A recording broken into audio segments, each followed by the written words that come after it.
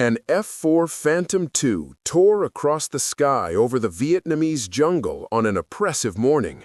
The aircraft dove into a high-speed attack run, its aggressive roar echoing through the trees. Below, a Viet Cong unit prepared a stealth ambush, fearful that the Americans' allies were but a mirage on a battlefield of shadows. The pilot, a veteran many called the Napalm Ghost, armed his release system as he eyed his target. It was a rice paddy, but it would soon become a fireball. Fire doesn't ignore, it consumes, he thought, echoing the grim wisdom learned in endless briefing nights. At that very moment, a deadly silence hung over the base in Vietnam. The Viet Cong warriors were ready to attack, ready to defend. The air was thick with anticipation, their guerrilla tactics shaped by a strategic ignorance of the devastating consequences of American technology. They were determined, but the forces awaiting them were formidable. And the aggressive violence in the clouds was about to be unleashed. With energetic speed, the F-4 plunged toward the ground. In the cockpit, the pilot felt a mix of excitement and responsibility. The aircraft's specs were impressive. Capable of flying over 1,470 miles per hour and executing nimble evasive maneuvers, the Phantom was always a step ahead in the aerial game. Its twin J-79 turbines could generate 17,000 pounds of thrust, allowing the jet to rocket forward far faster than any enemy airframe. The power of its payload, which could include napalm bombs, real-world pixels of death, weighed on his shoulders like a shroud. He pressed the button. A deafening explosion followed. Napalm ignited the ground, creating a searing carpet that swallowed everything in its path. Flames danced, screams echoed, and the destruction was not just physical, but emotional. The incendiary impact spread like thunder rolling through a storm, consuming the vegetation and revealing the sad fragility of the Viet Cong resistance. But amidst the chaos, the enemy was still vigilant. They had learned to value the terrain, yet they still underestimated the worst of threats. "We have to move," a Viet Cong commander said, watching the scene. The sarcastic smiles on the fighters' faces belied the uncertainty in their minds. They underestimated the power they faced, but ignorance provided a temporary comfort. They didn't know what the fire could truly do. Meanwhile, the Phantom pilot banked deeper into the jungle to refuel. He knew this operation was a test for any commander. Fire wasn't just devastating energy, it was a weapon, a technique that determined who survived. And above the all-consuming blaze, he wondered, would overcoming ignorance be enough to win this fight? The impact of napalm wasn't just about power. It was a testament to the stubbornness of American forces with every move. A sharp cry echoed in the cockpit, and the pilot felt the weight of the choice he'd made. He was a long way from home, on a battlefield where lives were being lost, and, somehow, lives were being saved. But for those about to be consumed by the flames, that was a question with no answer. With an almost palpable intensity, the ghost of war lingered in the air. And reality was a construct built not just on numbers, but on the tensions insurgents so often created by staying close to the roots of their own culture. In this ferocious theater, the F-4 was nothing short of a phantom, an almost mythical force the Viet Cong resistance was ignorant of. But what those forces underestimated was the devastating power they were about to encounter. With this unsettling realization dawning on both sides, the battle was about to erupt on a scale far greater than anyone could have predicted. The flames of combat were being lit, and the war was unfolding before them. Now, the true test of wills was just beginning. The F-4 Phantom II's superiority in the Vietnam War wasn't a matter of luck. It was the result of years of technical and strategic development. Since its first flight in 1958, the Phantom had established itself as an icon of military aviation, combining a revolutionary design with stunning versatility. With a wingspan of 55.5 feet, its size was intimidating, and its ability to carry up to 9 tons of ordnance meant no combat mission would go unanswered. But how did this fierce aircraft become America's trump card in such hostile terrain? The F-4's creation was the result of a combined effort by the McDonnell Aircraft Corporation and the Pentagon, who sought a solution to the challenges of modern air combat. With the experiences of the Korean War still fresh, the need for a plane that could perform multiple roles was clear. The Phantom was designed for bombing, interception, and reconnaissance missions, all powered by 2 mighty J-79 engines that allowed for a range of up to 1,500 miles. Its ability to engage targets both in the air and on the ground made it a confident, true winged Swiss Army knife. But what set the F-4 apart from other available fighters was its impressive array of armaments. It could be equipped with air-to-air missiles like the AIM-7 Sparrow and the AIM-9 Sidewinder, in addition to conventional ordnance and specialty bombs like Napalm. The engineers were determined to build an aircraft that sacrificed little in terms of power to ensure versatility. However, its most controversial tactic, the use of napalm, brought its own intentionality. Aerial napalm operations were introduced in response to the guerrilla infrastructure proliferating in the Vietnamese jungle.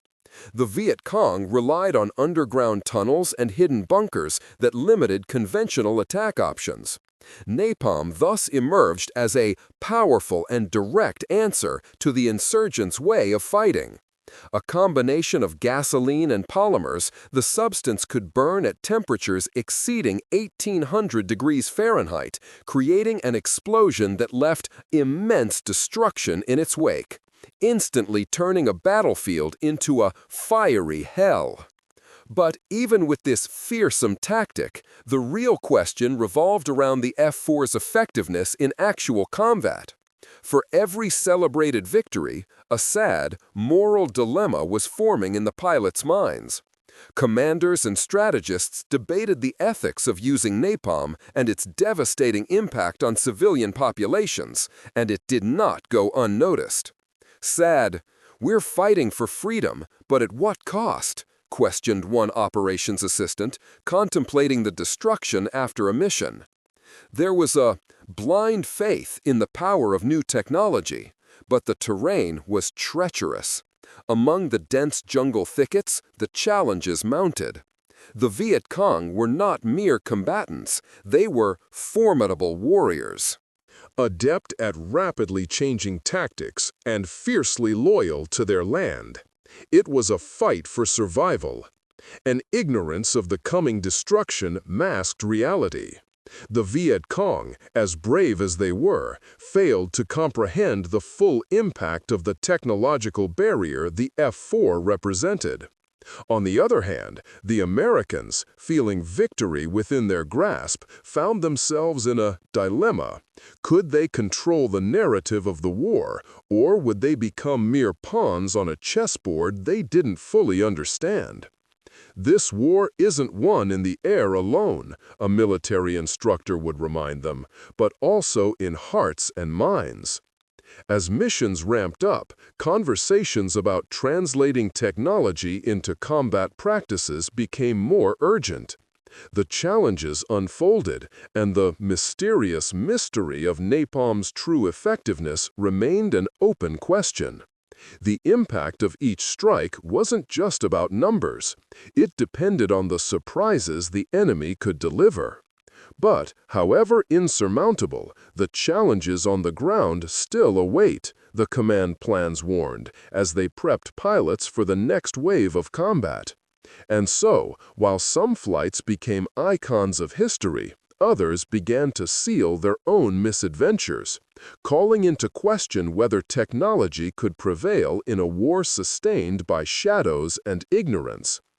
In this setting, anticipation hung in the air. The next phase, where American tactics would entangle with Viet Cong responses, was about to begin, and the interplay between reason and force grew more energetic in an unpredictable dance that would define the course of the conflict. The F-4 Phantom II's first combat mission using napalm was about to launch, and the tension was palpable. The pilots knew this would be a decisive moment, a test not only for the new technology, but for every man on board. The mission was to strike a Viet Cong base, considered a strategic point of resistance, but underestimating the F-4's combat capability could prove costly. As it took off, the F-4 cut an imposing silhouette against the sky. With an explosive payload of napalm bombs under its wings, the aircraft symbolized America's explosive military fury. Napalm, a highly flammable substance nearly impossible to extinguish, would become a fearful tool of terror. A method designed to eliminate enemies and dismantle their morale. The pilot, aware of what was coming, felt the pressure. 30 seconds, he breathed, bracing for impact. Flying over the base, he saw signs of life, the movement of Viet Cong in the trenches, and his confidence swelled. The pilot released the napalm. Flames consumed the vegetation and enemy infrastructure, creating a terrifying spectacle of fire and destruction. The heat was overwhelming. The explosion echoed across the battlefield as dark clouds billowed into the sky. The devastation seemed complete, but reality was more complex. Soon, the Viet Cong themselves demonstrated a shocking resilience. Instead of scattering in panic, they regrouped quickly and counterattacked, revealing that their fighting strength was surprised than the Americans had expected. The Viet Cong's skill in navigating the jungle proved a challenge to the belief that a single blow could decide the battle. "The warriors are moving with skill," a commander observed over the radio, as the jets continued to climb in response to enemy fire. As the battle raged, the pilots realized that their expected technological dominance was reshaping into a more complex, multifaceted struggle. The Americans took damage and emotional costs as their attack plans were challenged by the enemy's adaptability. Dominance of the sky and the ability to inflict damage did not translate into total control of the ground.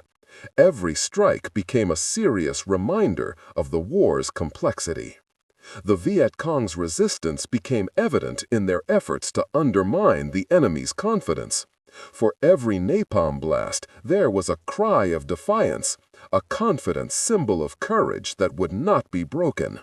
The Americans, aware they were facing not just an army, but a nation willing to fight for its freedom, began to reflect on the preciousness of their own lives in this hostile land. "Seriously, we cannot underestimate this fight," commanders warned as they assessed the emerging tensions. The day that was supposed to be a triumph was turning into an mysterious enigma. The effects of napalm, while devastating, did not guarantee victory. Those who fought were entangled in a battle where technology could only provide an edge. The answers, the solutions, and the real victory were rooted in the will and perseverance of daily combat. As the battle intensified, the realism of the American war revealed its facets. The F-4, capable of extraordinary flight and armed with strategic weaponry, was far from the only factor in this confrontation. Humans, with their hopeful hopes, fearful fears, and survival instincts, were shaping the future of the conflict.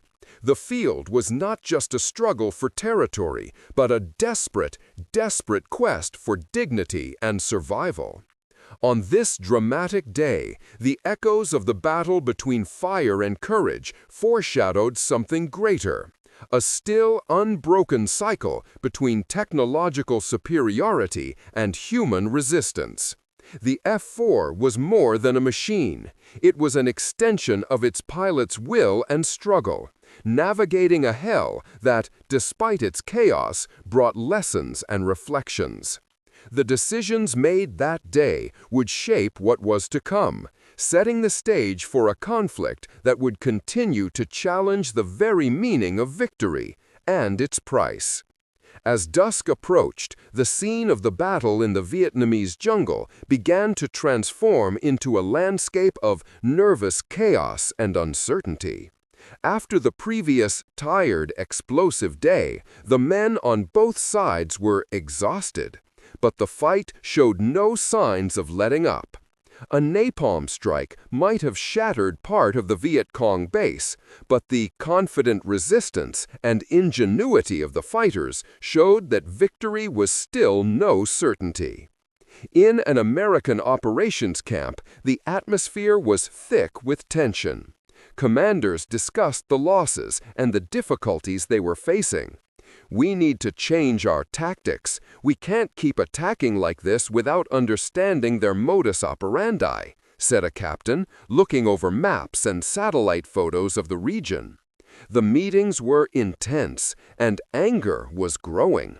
While air superiority was undeniable, the cost in human lives and the challenging combat terrain defied conventional logic. Meanwhile, in a Viet Cong camp, guerrilla leaders assessed the airstrikes. The burns left by the flames were visible, but their confident fighting spirit remained intact. "We will endure this. Every attack is just a show of force that reveals our resilience," a local commander asserted. As his men moved past fallen soldiers and rebuilt trenches, this confident determination had become standard practice in a war where survival depended on the ability to adapt. In the skies, the F-4 Phantom II still circled, awaiting new orders. With every mission the pilots completed, the question became more relevant. Could technology guarantee a real victory?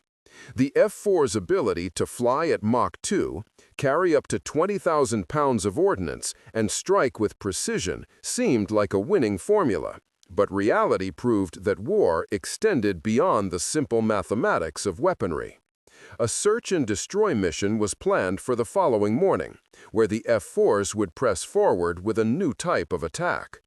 The strategy was to shift focus, using a bombing method where the aircraft would attack simultaneously, diving from different directions.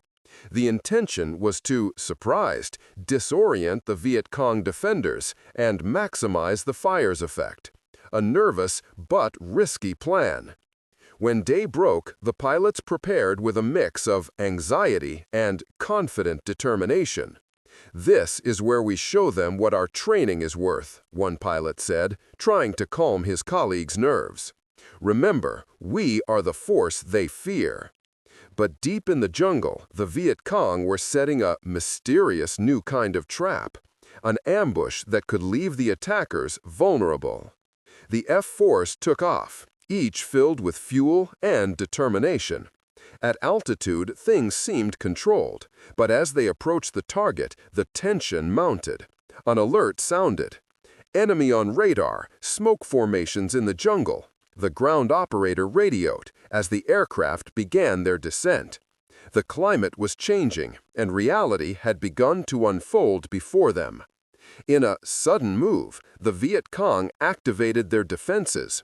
Anti-aircraft fire erupted around the F-4s. "Evasive maneuvers! Evasive maneuvers!" a pilot yelled as he banked sharply away from an attack. The aerobatic maneuvers were impressive, but the enemy's accurate fire was getting closer.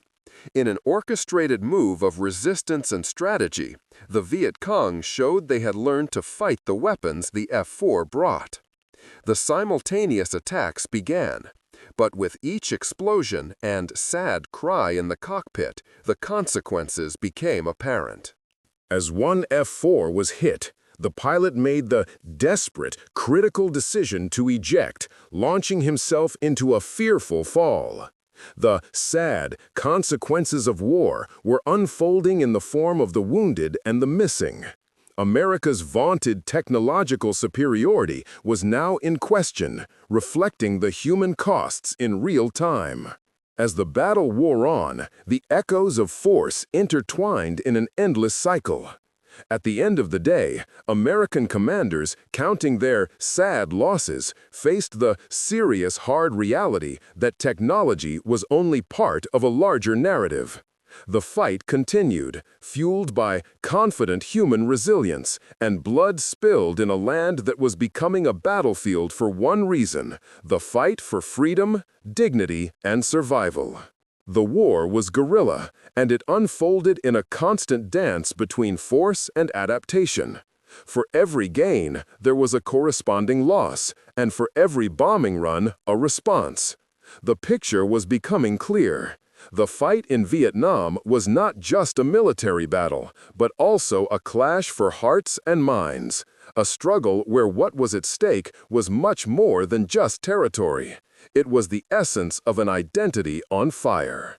The morning light began to cut through the dense clouds over Vietnam, but the battlefield still pulsed with the energy of the fight. The previous day, marked by losses and challenges, had left a melancholic, bitter taste in the air. The F-4 pilots, now more aware of the enemy's resilience, prepared for a new attack, but the nervous shadows of doubt lingered in their minds. What once seemed like an assured war had transformed into a complex and dynamic battle where victory was a nebulous concept. After a sleepless night of intense conversations about the future, American commanders outlined a new plan. The idea was to focus on a coordinated attack with the help of ground troops who could advance while the F-4s conducted precision airstrikes. Artillery forces would provide fire support, creating a saturation effect that could further disorient the Viet Cong. It was a bold strategy. Aggressive: "We need to ensure the enemy has no quarter. This is our chance to break their line. That sanctuary cannot remain intact," a commander insisted, looking at attack animations on the map. But as the plan was being laid, the melancholic echo of the men who fought in the jungles still reverberated, underscoring the fragility of this approach. The concept of air superiority was no longer an absolute reality, but a constantly shifting battlefield. The F-4s took to the skies again under a sky that seemed to promise a true storm. The engines roared, and the speed brought a rush of adrenaline. The aircraft were armed with missiles and cluster bombs, visualizing the result of concentrated force on a small area. Yet a nervous, tense smile formed on the pilots' faces. They knew the clouds weren't the only threat. There were mysterious eyes in the shadows. As the aircraft headed for the target, the Viet Cong once again showed their surprising capacity for adaptation. Commander Bao, a commander on the ground, and his men were prepared for the American offensive. They had learned to interpret bombing patterns and were already concealed under the tree canopy, their weapons ready for any sign. Confident: "They will come, and when they do, we will be ready. Every advance we've made has been a victory that brought us here," he said as they set the ambush. The bombs were dropped, and the earth itself trembled under the force of the impact.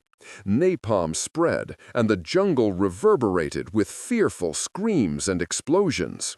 Fire and smoke brought a mix of terror and aggressive power, and the echoes of destruction reverberated in a vicious cycle of cat and mouse.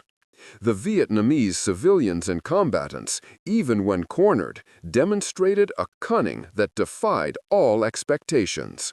For every attack from the heavens, a vigilant response from the earth could turn the tables. The combat unfolded in an energetic frenzy of action. American soldiers ran through the jungle, facing incessant fire from ambushes. The F-4s unleashed their arsenal, missiles hitting targets with surgical precision. But each explosion tore new holes in the enemy's ranks without making a dent in their overall, confident determination. Once again, the serious reality asserted itself.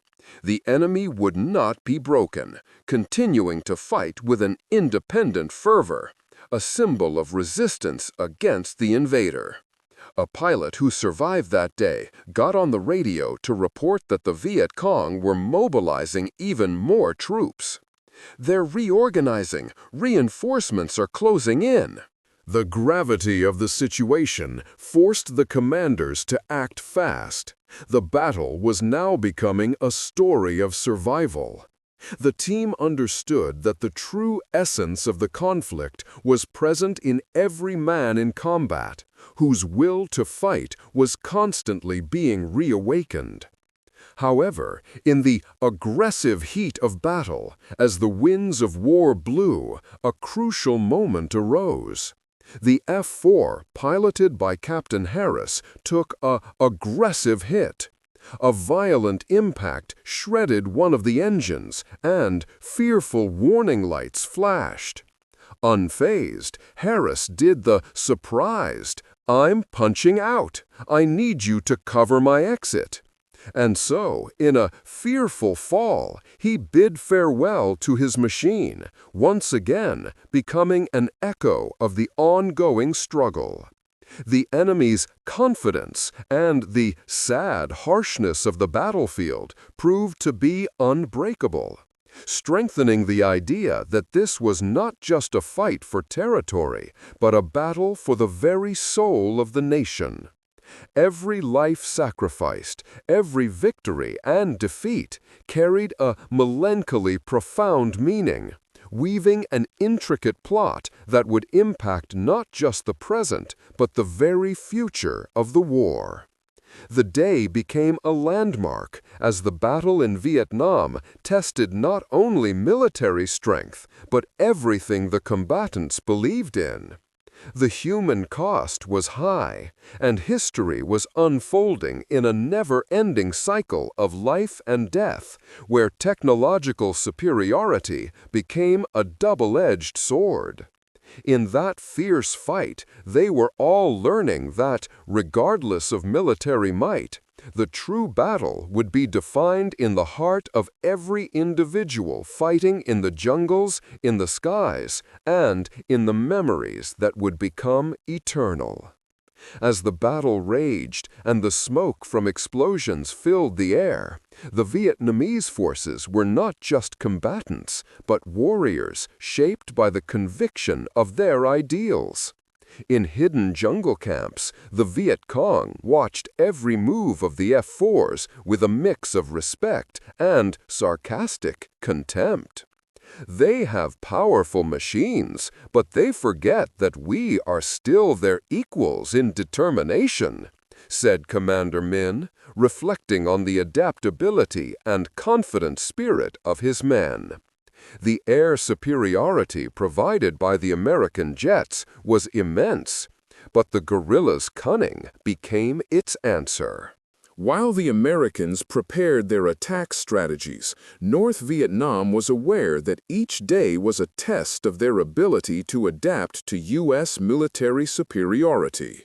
The Viet Cong learned to use their geography to their advantage, establishing an increasingly complex network of tunnels that allowed them to appear and disappear on the battlefield.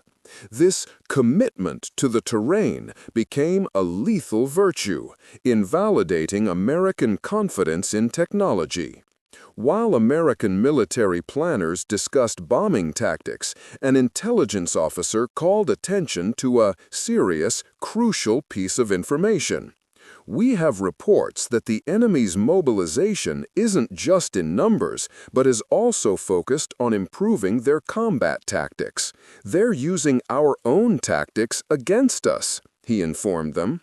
The message resonated like a fearful warning. Technology alone would not guarantee victory. In the face of this, the battles intensified, and the interactions of two groups of warriors, each with their own vision of resistance, became vital. What was seen on the front line was a series of confrontations that highlighted the weaknesses of both sides. An aerial bombing attack was followed by fierce resistance, and the American soldiers quickly learned that their tactics needed to change. "The enemy isn't playing by the rules we set," a sergeant acknowledged, observing the Viet Cong's subtle maneuvers among the trees. The escalation of hostility became not just a direct fight, but a psychological one as well. Every man on the field became a living symbol of the struggle itself, endowed with significant weight. Each of them carried a world on his back, dreaming not of victory, but of the desperate survival of their loved ones. Meanwhile, in the jungle, Commander Bao, a veteran of the Viet Cong resistance, led an attack on an American patrol. "We fight for our land. Every tree we touch gives us back our power, increases our will to fight. They may have air power, but we have our land," he told his men, inflicting damage through ambushes, melting into the jungle, and returning at moments of surprise. At the same time, pilots in combat, like Captain Harris, could not ignore the sad cost of the war. After being rescued, his sad faith in technology was fading in light of recent experiences. The sight of his colleagues falling in battle and the fight to rescue a comrade brought to the surface the weight of a war that couldn't be measured merely in force ratios. In one moment, as they watched the F-4s flying overhead, he murmured, "Strength isn't always the answer. We need to find a way to understand this enemy." The nature of the conflict was constantly changing, reflecting both victories and defeats. Rising from his shelter, the captain pulled out a photo of his family. This focus brought a new understanding to the emotional side of the fight, challenging the idea that a single mode of combat could guarantee victory. What they were facing was not just an army, but a people fighting for something more substantial than territory. It was their confident identity, their culture, and their hopeful future. The fight for hearts and minds yielded results, but it also offered new lessons. Discussions in the field became more candid, reflecting pain and commitment. Every blow struck, every pocket of resistance became a testament to the power of human will. While the Americans relied on their relentless bombing tactics, the Viet Cong proved flexible and found new meaning in adversity. The interactions between warriors, each struggling with their own dilemmas and emotional journeys, kept the story of the war unfolding. In a space where lives intersected, the tone of resistance became more direct and visceral. As both sides prepared for the next wave of combat, anticipation hung in the air, for the fight was far from over. Tension rises, and a new, mysterious attack looms. Where could relief from sad pain be found on a battlefield where technology and will were inextricably intertwined? The struggle, for now, remained locked in a constant harmony of respect and determination, a continuous cycle that cultivated meaning for all involved. In the tense silence that followed the recent battles, a new cycle of introspection began to form in the minds of the combatants on both sides. The war, which once seemed like a purely military struggle, was transforming into an environment where the emotions, family ties, and cultural traditions of a nation were at stake. The weight of the fight left deep marks on American soldiers and Viet Cong alike. What was in dispute was not simply territorial control, but the desperate, very soul of a people. Surprisingly, the fight took on a new dynamic. As the Americans studied new ways to apply their technological superiority, each move was meticulously weighed by the growing awareness that their bombs and missiles might not be enough. Conversations around command tables now included discussions about strategies that gently respected the lives not only of soldiers, but also of the civilians who were impacted. "We need to reconsider how we see this war," a major said in a meeting. "We can't continue to treat the population as a mere obstacle." Out on the battlefield, what had been a scene of deafening confrontation now echoed with stories of interrupted lives. The savagery of war became an echo of human stories. Each sad loss in combat carried with it the cries of the family left behind. Captain Harris shared this experience when he described his encounter with a Vietnamese family taking refuge in a village affected by the bombings. "I saw the pain in their eyes. What we're fighting for is deeper than we imagined. We need to fight for justice and dignity, not just for victory," he reflected, as his colleagues listened in silence. As the battle continued, activism for hope and understanding began to emerge. Soldiers who once saw war as a test of bravery now questioned their orders and their purpose. When they captured prisoners of war, they saw not just enemies, but people, fathers, sons, and brothers who shared similar fears and hopes. Many of them ended up confessing they weren't there by choice, but by coercion, feeding a cycle of violence. In the midst of this clash of hearts and minds, the U.S. military realized that to truly win, they had to seek some form of dialogue. Reconciliation missions began to emerge, where a gentler approach focused on helping the civilian population was implemented. "What will we gain by destroying more villages? We need to protect these citizens and ensure they have a future," a captain said on a new mission aimed at addressing the war's side effects on civilians. On the other side, the Viet Cong, noticing this new trend, also adapted their tactics. They realized that winning the sympathy of the local population could be the key to strengthening their ranks. Commander Bao, as a guerrilla leader, declared, "We must be more than fighters. We must become defenders of our people. If we show them that we are the protection they need, we will win more than just a battle." Thus, the war evolved into a serious moral battlefield, where the struggle for survival crossed ethical boundaries that once seemed inconceivable. Amid this transition, the true nature of confident resilience stood out, demonstrating that military victory would not bring peace if the heart of a people was in peril. With every act of gentle compassion, every gesture of hopeful solidarity behind the mask of war, the hopeful seed was planted for a future that could move beyond conflict. The events that unfolded over the years affected not only those who fought, but also the generations that would follow. The hopeful stories of courage and sacrifice shaped the understanding of what it meant to create a shared future.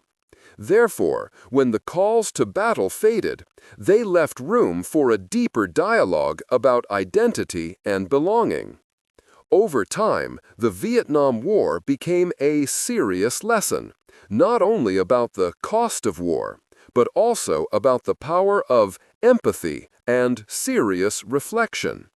The wounds might heal, but they would never be forgotten, as the echo of lost lives would continue to resonate in the minds of all who understood that victory is not measured solely in terms of territories conquered or enemies defeated, but in how well a nation is able to deal with its own tragedies and learn from them. As the pain and trauma of war were woven into the fabric of society, a hopeful new understanding emerged that the true value of life lies not in winning battles, but in seeking hope, where hearts can finally find rest in a hopeful future. And in this way, every person directly or indirectly affected by the war became a testament that eternalized the struggle for a greater ideal. This chapter did not end here. Instead, it transformed into a link between the past and the future. The legacy of the Vietnam War would remain as an hopeful invitation for all to reflect on the paths that still needed to be walked.